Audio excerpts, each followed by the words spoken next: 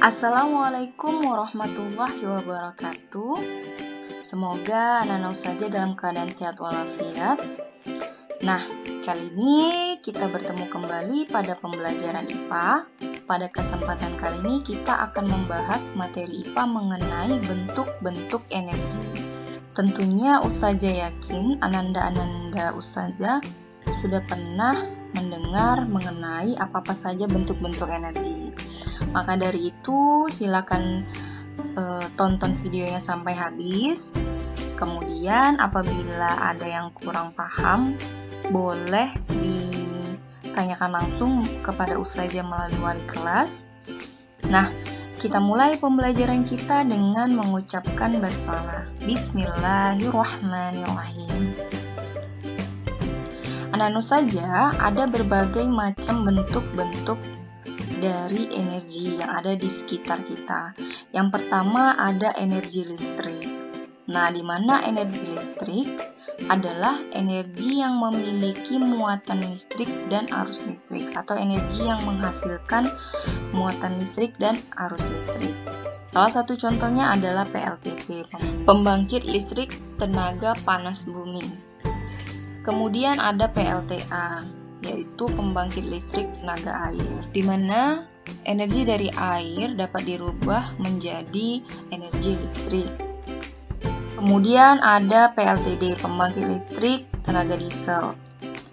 Nah, kemudian ada juga PLTS yang sekarang ini sedang digencar-gencarkan di berbagai negara karena memang jumlah dari energi dari cahaya matahari sangat melimpah dan alangkah sayangnya jika kita tidak memanfaatkannya.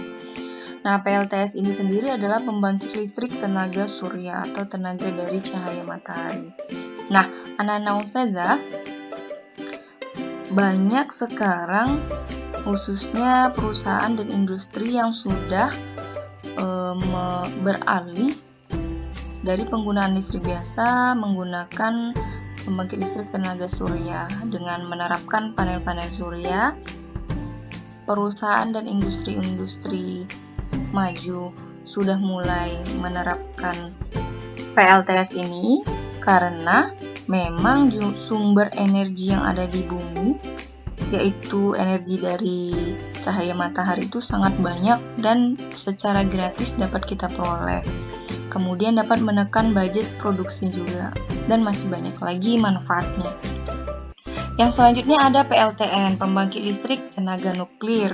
Kemudian ada PLTB, pembangkit listrik tenaga bayu atau dengan menggunakan energi angin. Kemudian ada energi gelombang air laut yang dapat digunakan sebagai pembangkit listrik, dan ada biomasa. Kemudian yang selanjutnya ada energi panas atau energi kalor. Nah, energi panas ini adalah energi yang dapat berpindah karena perbedaan suhu. Nah, kemudian pemberian kalor pada sebuah benda mengakibatkan terjadinya perubahan bentuk, ukuran, atau volume benda tersebut. Nah, contoh dari energi panas yaitu ketika kita merebus air. Jika air kita biarkan direbus terus-menerus, maka air lama-kelamaan akan berubah menjadi uap air. Yang selanjutnya ada energi kimia. Nah, energi kimia merupakan energi yang diperoleh melalui suatu proses kimia. Salah satu contoh dari energi kimia yaitu pada aki dan baterai. Nah, tidak hanya itu, makanan yang kita makan juga mengandung energi kimia dan mengandung unsur-unsur kimia. Kemudian, di dalam tubuh, makanan yang kita makan akan mengalami proses pencernaan sehingga menghasilkan energi kimia. Nah, energi kimia inilah yang berguna bagi tubuh kita sehingga kita dapat menjalankan aktivitas kita sehari-hari. Kemudian ada energi bunyi atau getaran. Nah, bunyi tidak dapat menggerakkan benda karena energinya lemah. Tetapi, ketika gelombang bunyi mengenai gelombang telinga, gelombang itu mampu menggetarkannya.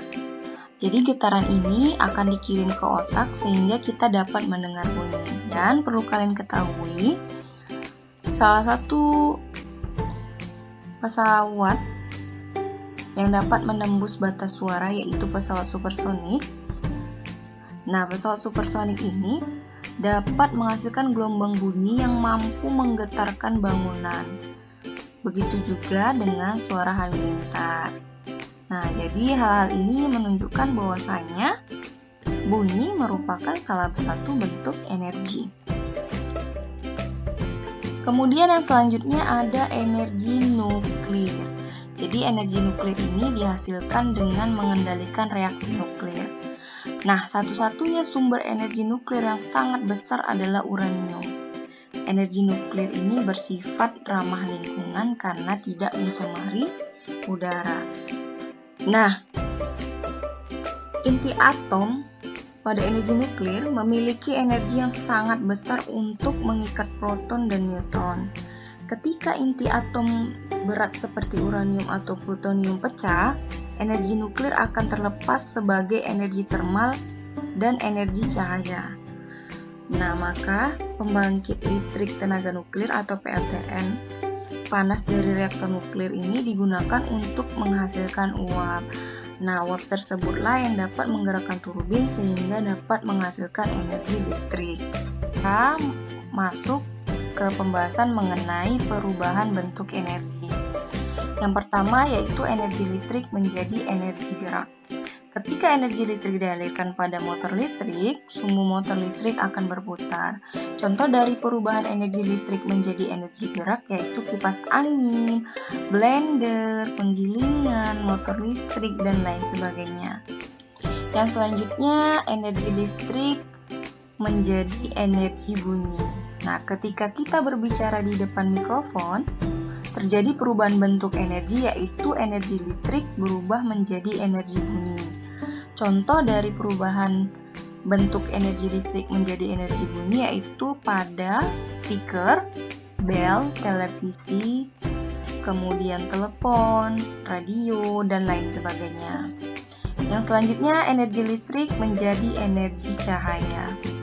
Contoh dari perubahan energi listrik menjadi energi cahaya yaitu lampu pijar dan lampu tabung yang sering kita gunakan dalam kehidupan kita sehari-hari. Kemudian ada energi listrik menjadi energi panas. Nah, biasanya pada alat-alat listrik seperti setrika, kompor listrik, dan penanak nasi listrik, energi listrik ini dapat diubah menjadi energi termal atau energi panas. Kemudian yang selanjutnya ada energi kimia menjadi energi listrik. Pada aki dan baterai, energi kimia diubah menjadi energi listrik.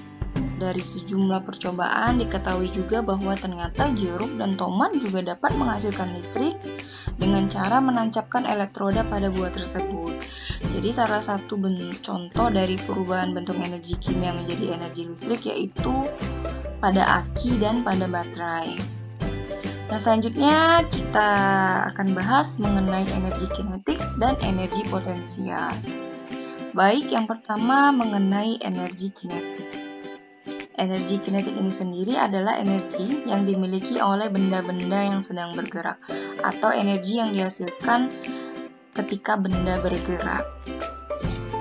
Nah, energi kinetik dirumuskan dengan EK sama dengan setengah dikali M dikali V kuadrat, di mana EK merupakan energi kinetik dengan satuan Joule, M massa benda dengan satuan kilogram, dan V adalah kecepatan benda dengan satuan meter per sekon. Nah, di sini ada contoh soal dari energi kinetik. Yang pertama, sebuah benda masanya 5 kg bergerak dengan kecepatan 6 meter per sekon. Berapakah besar energi kinetik benda tersebut? Yang pertama sekali harus kita kerjakan yaitu apa-apa saja yang diketahui. Nah, di sini yang diketahui ada M atau masanya 4 kg, kemudian V atau kecepatannya 6 meter per sekon, dan yang ditanya adalah energi kinetiknya atau EK-nya sebesar berapa. Maka kita jawab, kita masukkan rumus energi kinetik yaitu EK sama dengan setengah dikali M dikali V kuadrat. Ya, kemudian kita masukkan setengah dikali M-nya tadi 4 kg dan V-nya 6 meter per sekon dikuadratkan, maka diperolehlah hasil setengah dikali 4 2, kemudian dikali 6 pangkat 2 36, jadi hasilnya energi kinetiknya sebesar 72 Joule. Kemudian yang selanjutnya ada energi potensial. Nah, energi potensial adalah bentuk energi yang tersimpan pada benda. Salah satu penerapan energi potensial antara lain buah yang jatuh atau buah yang berada pada ketinggian kemudian jatuh ke permukaan tanah. Nah, kemudian ada juga contohnya pada ketapel. Aku saja yakin Ananda saja pernah bermain ketapel, bukan? Nah, saat kalian merentangkan ketapel, karet ketapel akan memanjang atau lebih panjang dari keadaan normalnya. Kemudian dinyatakan sebagai acuan. Nah, saat itulah ketapel memiliki energi potensial.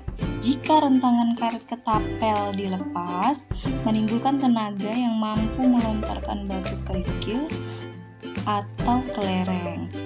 Nah, energi potensial karet ketapel yang terentang disebut dengan energi potensial pegas atau energi potensial elastis. Nah, energi potensial sendiri dirumuskan dengan EP sama dengan M dikali G dikali H. Nah, di mana EP yaitu energi potensial dengan satuan Joule, kemudian M massa benda dengan satuan kilogram, H ketinggian benda dengan satuan meter, dan G percepatan gravitasi bumi, di mana percepatan gravitasi bumi ini bernilai konstan yaitu 9,8 meter per sekon kuadrat atau 10 meter per sekon kuadrat. Nah, contoh soal dari energi potensial yaitu buah mangga yang masanya 0,3 kg berada pada ketinggian 5 meter dari tanah. Berapakah energi potensial mangga jika percepatan gravitasi di tempat itu 9,8 meter per sekon kuadrat? Maka yang pertama yang harus kalian cari adalah apa-apa saja yang diketahui. Nah, di sini yang diketahui ada M masanya sebesar 0,3 kg, kemudian ada H ketinggiannya 5 meter, gravitasinya ada 9,8 meter per sekon kuadrat, kemudian yang ditanya energi potensialnya atau EP-nya berapa. Maka kalian jawab yang pertama, silakan masukkan rumus dari energi potensial yaitu EP sama dengan M dikali G dikali H atau massa dikali gravitasi dikali ketinggian, di mana nilai M-nya 0,3, G-nya 9,8 dan H-nya 5. Maka diperolehlah hasil 14,7 Joule. Nah, agar pemahaman kalian semakin mantap, maka silakan kerjakan tugas 16. Apabila nanti ada yang kurang jelas atau kurang dipahami, boleh dipertanyakan langsung dengan saya melalui wali kelas masing-masing. Nah, cukup sampai di sini pelajaran kita pada kesempatan kali ini. Lebih dan kurang saya mohon maaf, pada Allah saya mohon ampun. Semoga apa yang saya sampaikan bermanfaat. Kita akhiri dengan hamdalah, alhamdulillahirabbil alamin. Assalamualaikum warahmatullahi wabarakatuh.